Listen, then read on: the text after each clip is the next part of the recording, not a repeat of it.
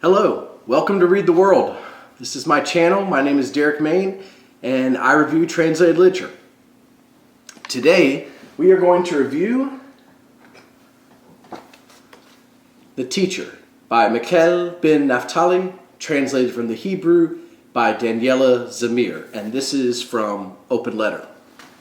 So, published this year, this is a tremendous book that I'm going to recommend that you read. It was deeply, deeply affecting and moving, and probably as difficult to read as it will be to review. So, we'll see how it goes. The plot of this book. So, the teacher refers to Elsa Weiss, who is the teacher, a former teacher of the authors, who taught the author either in middle school, high school, somewhere around that time, in Palestine. And I know that the country of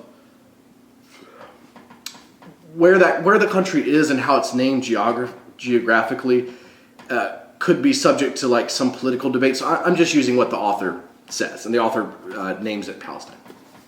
So the teacher, as after some years, when the author is no longer in the teacher's class, jumps out of a window and kills herself. And then this book becomes the author's fictionalized account of Elsa Weiss's life, because Elsa Weiss left no witnesses. She left no note. She left no trace, essentially. And so the author is tasked with piecing together this account. And because of that, something that I thought of a lot while reading it is that it is a story that demands a fiction. And that is because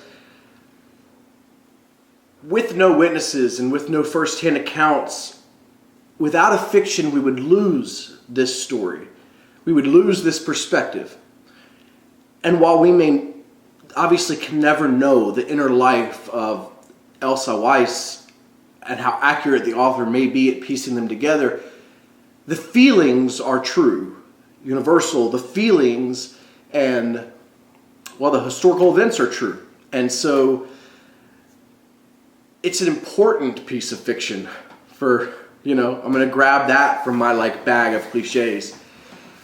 And I say that because the story it tells is, we know so much about this period of history, but only through certain avenues, right? And this takes a different path. And we'll see how that might mirror what it's about as well. This gives us a new perspective.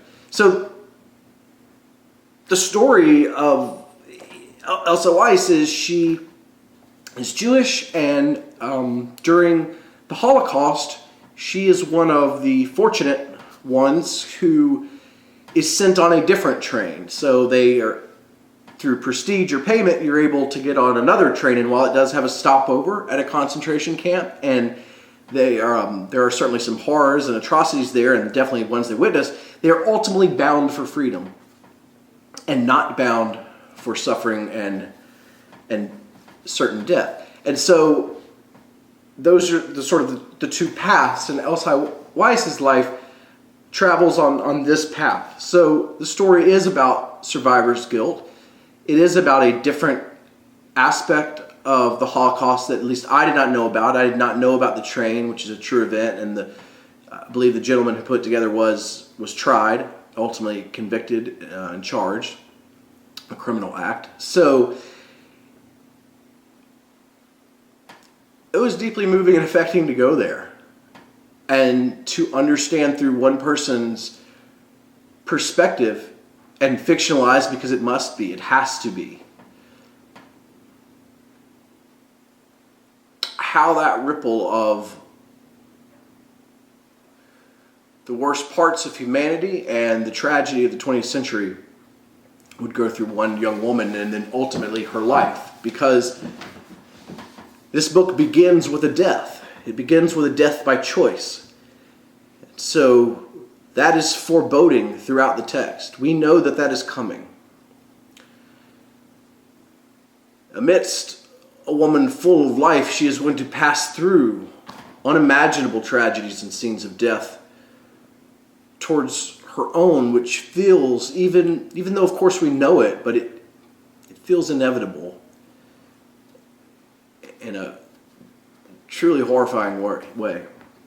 So first I'm going to do page 16, a description of the teacher as she was understood from the students, because I think that's important, and actually a good chunk of the beginning section is taken up with understanding her as the teacher. So this is at the last stage of her life.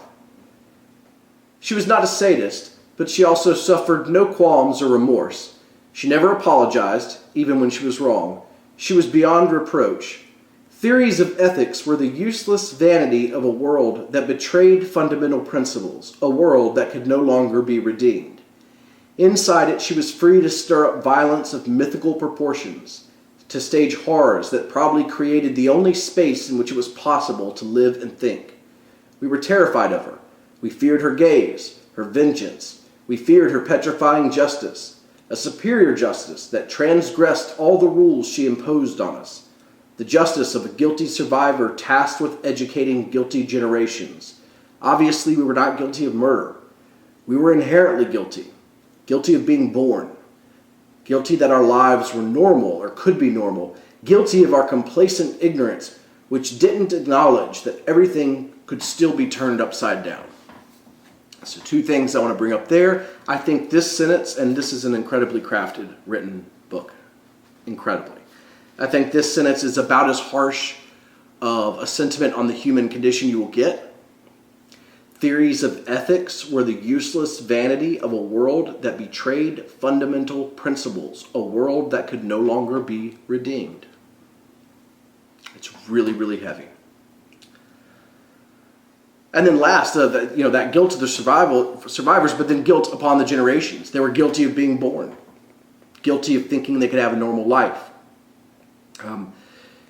Which kind of shows how pain does flow through the generations, which I think we could all use some empathy about that, particularly in what is a very politically volatile part of the world, and we all have our opinions on, which argument is correct when it comes to Israel, Palestine today. And I think we all do well to remember that pain that flows through the generations. Page 83, her Jewish identity. So really interesting to me as, well, let me read this quick blurb and I'll tell you what pulls me into it. Things went downhill at a dizzying pace. The dispossessions, the confiscations, the freezing of bank accounts, the burning of books by Jewish authors, the arrests on the street. Until then, her Jewish identity hadn't told her anything meaningful about herself, and it seemed odd to her that the identity a person was randomly born with could turn into the subject of shame or pride. Not only because she usually felt comfortable around non-Jews, but because she could not ascribe a general attitude or shared consciousness to the community. Really, really good section. So first, let's talk about her identity. So I find that fascinating. It's like I was just born, like we all are. And we are all born with a multitude of identities that we have no say in and no control over. And I like how the author says randomly born with could turn into the subject of shame or pride. Like either one. I'm so fervently anti-nationalistic, and I think part of that is tied in there. Why is there pride? Why is there shame? These are lenses that are put upon us. And then I just love the end. She could not ascribe a general attitude or shared consciousness to the community. This is not a homogenized thing that you are systematically killing. It's not an idea. It's not a principle. It's people. It's just people. Page 124. Let's get into the survivor's guilt. And this is a very good brief section on that from the perspective of Elsa Weiss. She soberly knew that her good fortune was her bad fortune, a miracle that tightened around her neck like a noose. She should have been stronger, not let him persuade her. Some weakness had come over her, a weakness she never compensated for. Someone wanted her to be saved, or perhaps to suffer even more. She knew with complete clarity that the survivor is doomed to suffer. So we have those two paths, and on one path is death, suffering, and the witnessing of all that. And then this other path, she didn't choose that either. Just as she didn't choose her Jewish identity, she did not choose to be saved. Her parents fostered that on her. And I thought about while I was reading that, of course it's a gift, but and a curse, a miracle that feels like a noose tightening around your neck, which is a wonderful, wonderful image, as brutal as it is, a very well told image. But the responsibility that she then bore, the responsibility of being saved, of knowing that you were saved by someone, by an act, the responsibility then to make something of your life, to do something with your life of import, of meaning for all those who were not saved. Again, not asking for that responsibility, not knowing necessarily what to do with that responsibility. What does that entail? What does this mean to survive? What does this mean to be lucky in this context? Last one I'll do, page 100, is something the author herself struggles with, which is whether or not she should tell the story. So this is from right here, it's going to be first person, the author. I don't know what thoughts crossed her mind. Does that even need to be said? Even when it seems I'm disappearing, remember I'm in the picture. I believe the girl Elsa Bloom had been. She could have been me, but now I'm about to lose her entirely. I know Elsa Weiss is destined to one day arrive in Palestine and never speak of what happened to her, and maybe for that reason I should stop here. What business do I have with that thing she struggled to erase from her consciousness so she could carry on? Even if somewhere the so-called simple version exists, once she chose not to divulge it, the story belongs to no one, and simplicity is far from it. A vast gulf stretches between us. I cannot skip over it. And I must remember that in the end, life triumphed. Life always triumphs over the great catastrophes. And even if we don't always see it that way, and sometimes sink into melancholic pessimism, life is ultimately in greater supply than death. I want you to imagine the courage to write that and to believe that in the midst of this story. That life is ultimately in greater supply than death. Maybe I don't read enough important books. Maybe that's why this is doing a number on me. But this feels essential. It feels, as a fiction, something that should be taught as part of history. Sometimes in history, I feel like that's part of what's lacking. That human element, those feelings. And my wife was a history major and got her master's degree in history while we were together, and she used to love diaries for that reason. So in our bookcase, we have a lot of diaries. That first person account, where you get that day to day. But in order to tell someone's story who no one bore witness to, you do have to create a fiction. And there is a space for that. And I'm glad the author chose that she should go on, that she should write it. I'm glad I read it. I'm glad it's out there.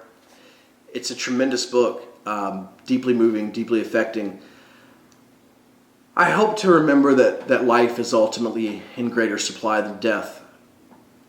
For someone like me who will face nothing, nothing compared to any of this. And because of my own privilege, any horrors or suffering that I will face will most likely be just through a screen. I'll just see it on the computer and be sad about it. I'll just see it on the TV and think about it. I'll just read a book, be affected by it.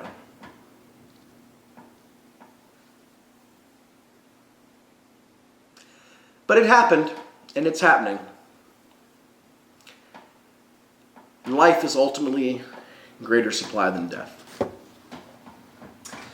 Next up, I'm going to review Bee, Book, and Me by Kim Sagwa, translated by Sun-Hee Young, and this is from Two Lines Press. Thanks as always, folks. Be good to others.